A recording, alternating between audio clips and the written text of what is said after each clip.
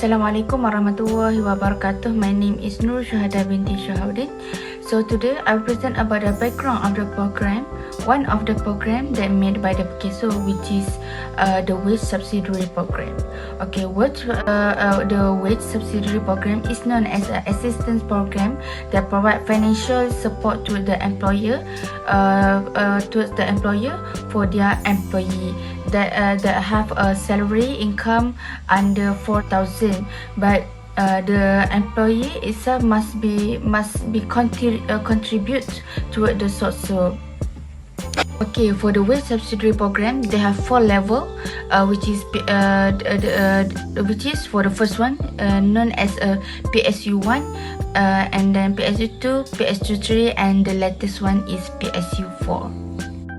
Okay, we can take example from the PSU1 program, which is the wage subsidiary application was approved that were RM 12.939 billion for that program, which is that will benefit a lot of employers, and employees itself, which is we can see from the berita awal ni is stated that 322,177 employers and 2.64 million workers on September 2021.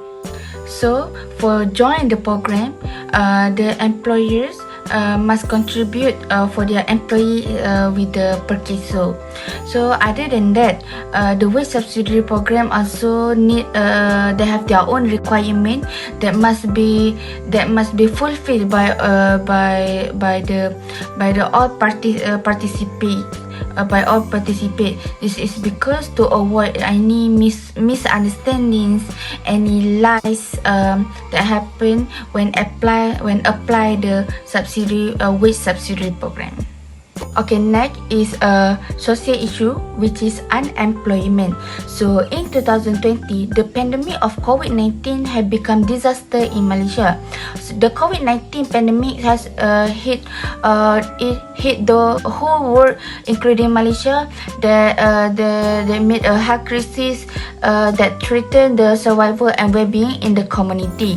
So basically, according to the ILO Labor Organization, it stated that the COVID-19 crisis have increased the rate of unemployment, especially in the service sector. Okay, we can take example in February 2020, where according to the MEF, Malaysia Employers Federation, estimate that 100,000 workers would be laid off because of the COVID-19 that spread until at the end of the 2020. So for taking action, the government have made a few initiatives, which is we can see from the PKSO. They implement the program that called as a wage subsidy program, where they have 4 type of program for PSU1, PSU2, PSU3, and PSU4. So for the program, for each program that made by them must be fulfill their requirement. Okay, taking action from the government itself, it can make the rate of unemployment become decrease.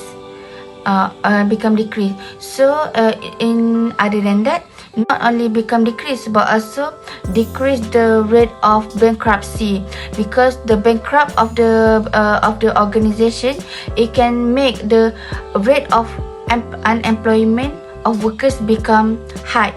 So with the help of the government, which is from the PKSO, body of PKSO or SOSO, security of the SOSO, it can decrease and at the same time avoid the company is become bankrupt.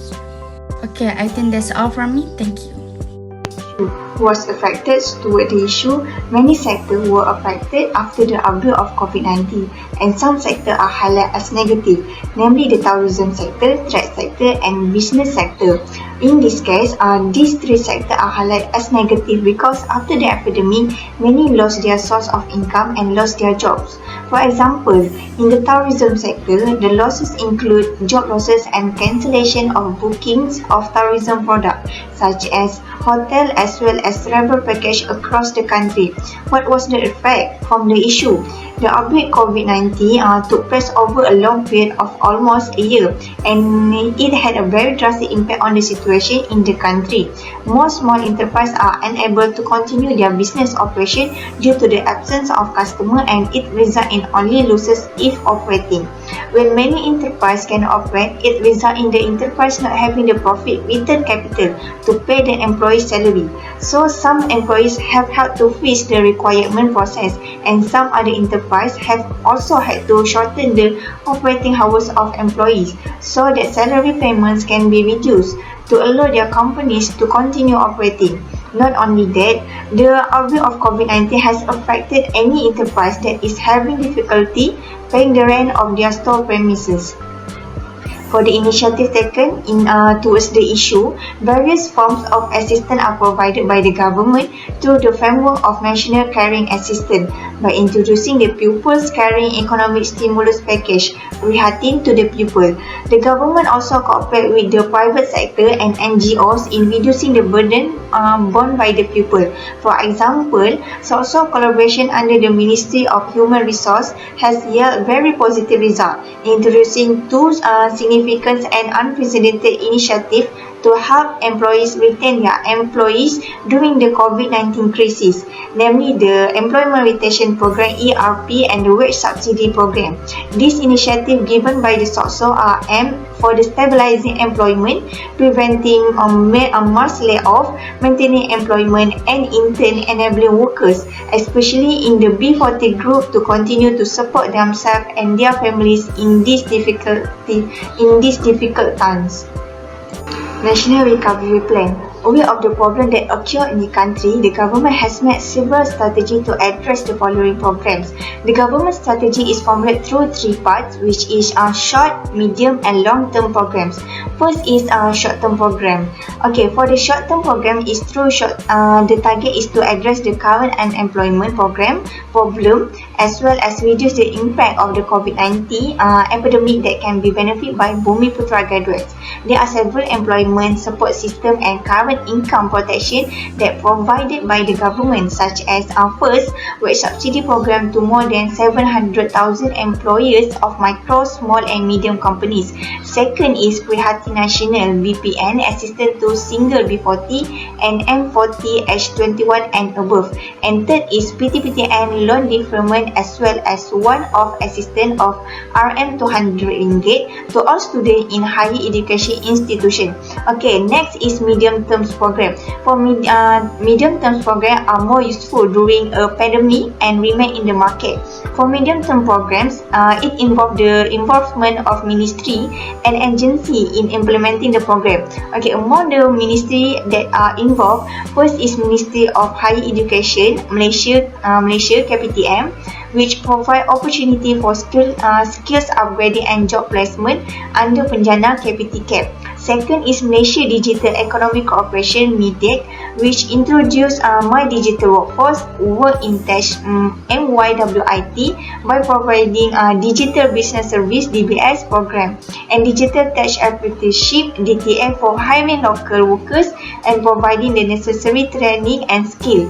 And third is Ministry of Human Resource, which launched My Future Jobs and Upskill Malaysia portals to help match jobs to help unemployed graduates to find their job. And lastly is long-term programs. This long-term program is in line with the direction of Bumiputra Development Action TPB 2030, which focus on job creation in the skill sector for year 2030. Among the initiative is first Bumiputra Center of Excellence COE that provide education and training from an early age until children up to tertiary levels such as financial literacy and entrepreneurship programs. Second is increasing the marketability of Bumiputra human capital such as TVET training programs to enhance one's skill and integrity. Third is enhancement and redistribution of skills through collaboration with government agency and the private sector for global certification. And finally, design the jobs, the future trend. And fourth, under the programs, long-term program is certified and placement program where training and certification in business to help graduates in higher education institution, especially in Malaysia by obtaining professional certification. Assalamualaikum warahmatullahi wabarakatuh. My name is Halimatus Saadiah binti Zainal Abidin and I will continue the presentation on SWOT analysis. So basically SWOT analysis contains strengths, weaknesses, opportunities and threats in regards to the organization that we are discussing today, which is SOCSO.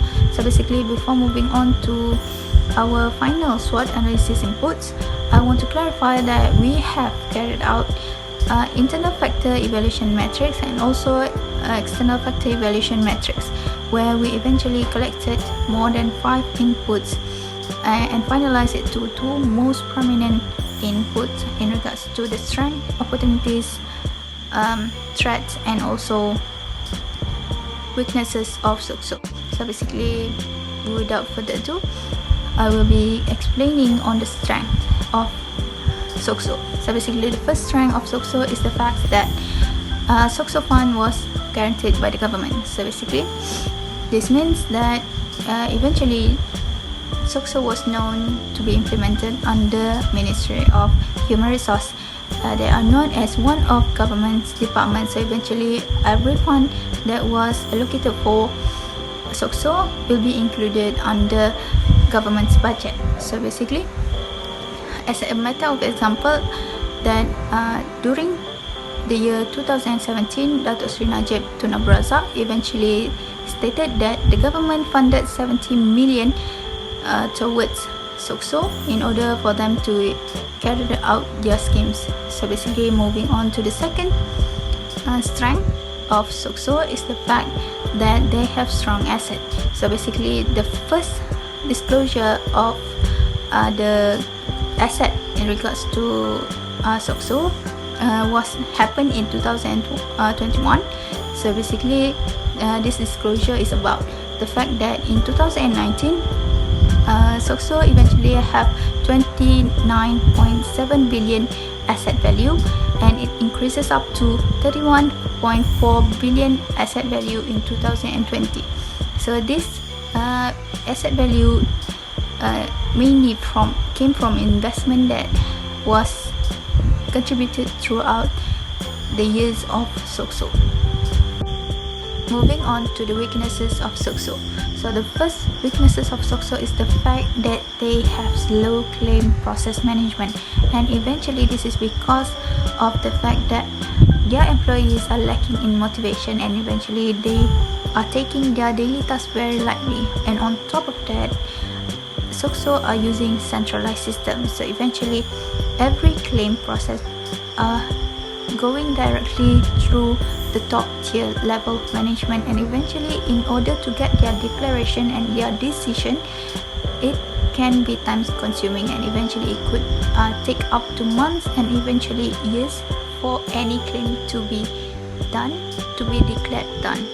So basically, moving on to the second weaknesses of SOCSO is the fact that they have strict requirement and procedure, and eventually this means the fact of documentation. So documentation in applying certain claims for SOCSO scheme are very complex, and eventually if the documentation is not complete, any claims could not be declared active, and eventually this is making every claim process very hard and very difficult for every employee and employer that are applying to SOCSO scheme. moving on to the third part of SWOT analysis, which is opportunities. Opportunities means the space and advantages that can be benefited by SOCSO, and the first one is the economic development. So eventually the economic development will contribute to a larger size of market sector, and eventually the larger the size of the market, the higher level of employment will be achieved, and eventually with the high number of employment, the higher the number of application will be made but within the private sector towards the SOCSO schemes. So this will eventually contribute significantly to the numbers of application regards to SOCSO, and eventually this helps SOCSO in the terms of their profit, revenue, and also income. Moving on to the second opportunities that can be benefited by SOCSO is the fact that SOCSO have high country's demand, and eventually this is because of the fact that SOCSO is the premier organization in social security protection. So basically it was protected by the government, and eventually the society have nothing against this organization. This is because every employees and employer within the private sector had to apply to this scheme under SOCSO. Last but not least, we will be moving on to the fourth part of the SWOT analysis, which is the threats. And the first threat that was faced by the SOCSO organization is the rising number of inflation. And eventually the rising number of inflation means the market are having difficulties, and the private sector are having a hard time managing their company and managing their production, managing their sales. And eventually this could lead up to the high number of unemployment and dismissal of workers. And this high number of dismissal of workers, of unemployment, eventually contribute to a low number of application within SOCSO schemes. And this means that SOCSO are losing applicants, and also meaning that they are losing their collective number of income. Moving on to the second part of the threats that was faced by SOCSO is the fact that there are difficulties in the rural population, and eventually this means that there are private sectors that was implemented within the rural areas, and the employees are mostly locals. This means that they are having hard access towards the SOCSO buildings, or eventually having a hard time in having transportation to go to the SOCSO main building in order to have their claims submitted, or eventually they are aware of their claims of their application to SOCSO scheme, but their difficulties by living in a rural areas making them having a hard time in claiming those schemes, whether they are in problems or whether they are having a hard times. So that's all for the SWOT analysis. Hi and Assalamualaikum. My name is Nurul Idayu binti Hussin, and I will be explaining about the strategy choice and also the recommendations for this assignment. So as for strategy choice that best suit this program is the horizontal integration. Okay, horizontal integration came from the integration strategies. What is horizontal integration? Horizontal integration can be defined as a business strategy which one company merge with other company in the same level of industry, and both of these company have the same objective and want to achieve one goal. In this program, SOCSO has merged with Ministry of Human Resource in order to implement the wage subsidy program for the same objective, which is to help the employees and employers who have affected by the COVID-19 and have a financial problems, and also they want to reduce the unemployment rate in this country. So therefore, this strategy choice is the best strategy choice for this program. Before that, I would like to introduce myself. I am Alia Syazwani binti Bakar, and I'm going to proceed with the challenges that need to be faced by the Social Security Organisation, SOCSO. So the first challenges that need to be faced by the Social Security Organisation, SOCSO, is they have to facing a huge surge of workload. So as been told earlier, the wage subsidy program is an initiative or a program made by the government, which handled by SOCSO to help in terms of financials by giving financial aid towards the employers and employees who are affected because of the pandemic. So we can say that because of the after the outbreak of COVID-19, the factors, there are so many sectors that affected. So there are so many sectors that need to be settled down by the SOCSO. Because of that, there are lack of employees because the situations are currently immediately, and they are not able to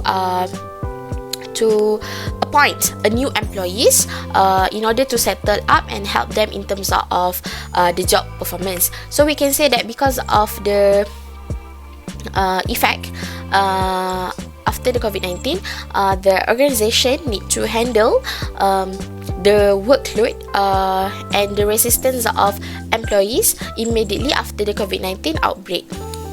The next challenges that need to be faced by the Social Security Organisation is difficulties in getting consensus among stakeholders. So SOCSO is the premier organizations that provide the social security to the employees and employees all over the country. So there are a lot of parties that involve. So we can say that the stakeholders such the government itself, the politics, the employers, the union, and international standards.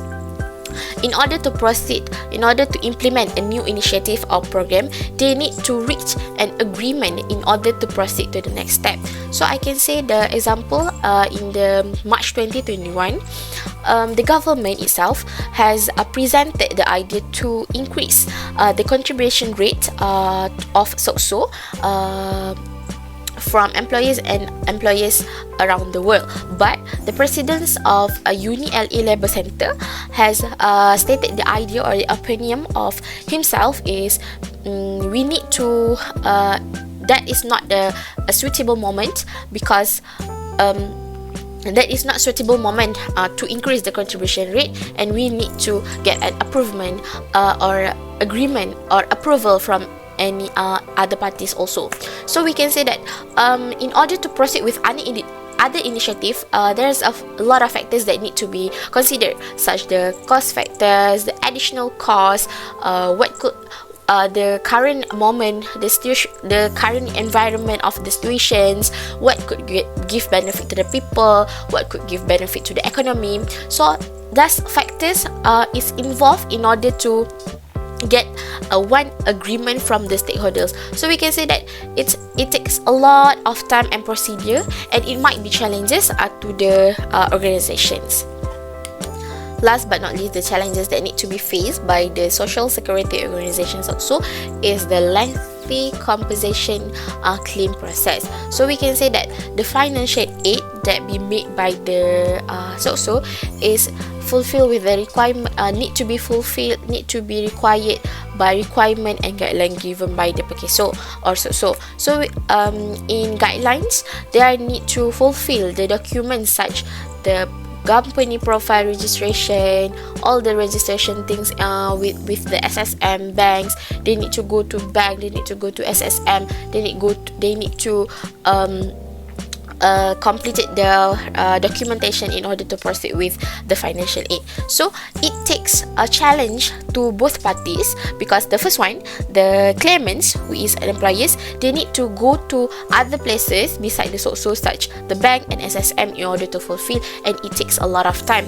And the challenges might be to the in organization sides, because the employees will have to handle the situation forever. I mean, like handle it took a long amount of time because of the requirement fulfilled is quite complicated. So because of that, it takes a lot of time in order to proceed and give the financial aid to the claimants. So we can say that this is the challenges. So I think that's all from me. Let's move to the next presenter. Thank you. Okay, so for the first recommendation for this assignment is so should add a new division for their company. What is division? Division can be called as a unit of the business, which or to be exact is a part of a business which has been divided into several functions. So should create a new division with more qualified employees. So creating a new division can give benefits in terms of work management. As for example, so create a new division which focus on medical and recovery. Then the work that relate with the medical and recovery will shift to this division, and so the workload can be reduced and can be completed within the time given, and also this also can open many job opportunities for the people to work for this new division. Okay, so for the second recommendation for this assignment is impose a strict requirements for all the scheme. Due to experience of many false claims, so should impose a strict requirements to whoever who wants to make a claim. So, for example, if the employer wants to make a claim of a wage subsidy program, they should go see the default and anti-fraud department of SOCSO to make a clarification, for them to undergo a process of clarification of the requirements. So with these strict requirements, it will reduce the fraud activity which will be experienced by the SOCSO. So this can protect SOCSO from any fraud. Okay, so for the third recommendations for this assignment is implement a easy procedure for all the scheme. Okay, besides imposing a strict requirements for the scheme, they also should make a easy procedure for this scheme. So this can reduce the lengthy process claiming by SOCSO and also by the customer. SOCSO should put easy but competent procedure for the employer who wish to make a claim for the wage subsidy program. So SOCSO should eliminate any redundant procedure that will be burden for the employer. As an example, SOCSO should require 2 or 3 documents of important documents for the employer to make a claim. So, because before this, there are a lot of documents that need to be prepared by the employer in order to make a claim for wage subsidy program, such as documents of business registration number, SSN registration, and also bank account information. So should cut some of the documents that they think it can be redundant for the employer. So that's all from me. Moving on to the last part of our presentation, which is the conclusion. So eventually, by all counts and also proven results, these studies of SOCSO eventually came out to the point where it is very beneficial and important to be used within the academic sector. And eventually, this is because of the facts that we have studied the background of SOCSO. We have analyzed through the SWOT analysis, and we eventually conducted internal factor evaluation and also external factor evaluation. We even recommended certain initiatives that can be conducted by SOCSO. So eventually all of this information can be used by SOCSO in order to improve their management and also their coordination within the organization. And all of this is beneficial towards the government department, and also it is beneficial for the academic sector. Eventually all of the data can be used for other people to refer to, especially students and also other researchers, and also within educational facility. And thus this shows that the studies in regards to SOCSO is very, very important.